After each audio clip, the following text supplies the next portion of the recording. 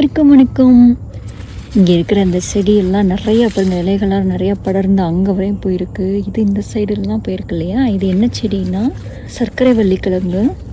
இது பார்த்திங்கன்னா உருளைக்கிழங்கு.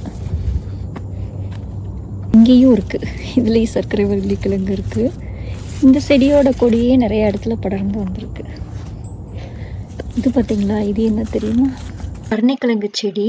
இது இலையெல்லாம் பார்த்தீங்கன்னா ஒரு மாதிரி காஞ்சு போயிட்டுருக்கு. காரணம் வெயிலெலாம் குறைஞ்சு கொஞ்சம் குளிர ஆரம்பிச்சிருச்சு. இந்த உருளைக்கிழங்கு, சர்க்கரை வள்ளிக்கிழங்கு, கருணைக்கிழங்கு எல்லாமே நம்ம வீட்டில் கிச்சனில் இருந்த கிழங்குகள் முளைச்சதை நட்டு வச்சது தான் இது செடியாக வளர்ந்து வந்துட்டுருக்கு.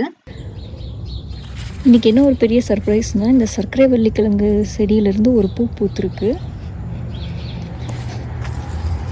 இது நான் இன்றைக்கி தான் பார்த்தேன். பாருங்கள் எவ்வளோ அழகாக இருக்குன்னு. ஏற்கனவே ஒரு பூ பூத்திருக்கும் போல், ஆனால் அது எனக்கு தெரியவே இல்லை. ரொம்ப அழகாக இருக்குது. நான் பார்த்ததே இல்லை, இதான் முதல் முறையாக பார்க்குறேன். ஆனால் எங்களுக்கு இன்னும் கொஞ்ச நாளில் இப்போவே நல்லா குளிர் வந்துருச்சு. இதுலேருந்து எதுவும் கிழங்கு எதுவும் வருமா என்னன்னு எனக்கு தெரியல.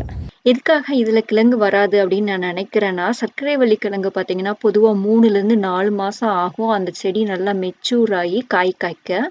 அதுதான் நம்ம இப்போ கிழங்கு வச்சு 2 மாதம்தான் ஆகுது. 2 மாதத்தில் காய்கள் ஒன்றும் நல்லா வராது. இந்த செடியில பூக்கிற இந்த பூக்கள் ரொம்ப அழகா இருக்கு பார்த்தீங்களா? லைட் பர்பிள் கலர், உள்ள நல்லா டார்க் பர்பிள் கலர்ல ரொம்பவே அழகா இருக்கு. ஆனா இந்த மாதிரி பூக்கள் பூக்க ஆரம்பிச்சிருச்சு அப்படின்னா, அந்த உள்ளுக்குள்ள செடிக்கு கீழே அந்த மண்ணுக்குள்ள அந்த கிழங்குக்கு வைக்க வேண்டிய அந்த சத்தெல்லாம் வந்து இந்த பூக்கு எனர்ஜி போயிடும். அதுக்கப்புறம் இதுல இருந்து விதைகள் வர்றதுக்கு அந்த எனர்ஜிலாம் எடுத்துக்கிறோம். அதனால இந்த பூக்கள் எல்லாம் நல்லா கிள்ளி எடுத்துடணும் அப்படின்னு சொல்றாங்க. ஏன்னா எனக்கு இந்த பூக்களை பறிக்க மனசே வரல. ஏன்னா ரொம்ப அழகா இருக்கு. அதுவும் பாத்தீங்கன்னா கொத்து கொத்தா நல்லா பூக்கள் வர பாக்குது. நிறைய மொட்டுக்கள் இருக்கு பாத்தீங்களா? உங்களுக்கு உங்க வீட்டுல சர்க்கரை வள்ளிக்கிழங்கு வச்ச எக்ஸ்பீரியன்ஸ் ஏதாவது இருந்தா எங்களுக்கும் சில டிப்ஸ் எல்லாம் கொடுங்க. இந்த வீடியோ உங்களுக்கு பிடிச்சிருந்தா ஒரு லைக் கொடுங்க. அனைவருக்கும் நன்றி, வணக்கம்.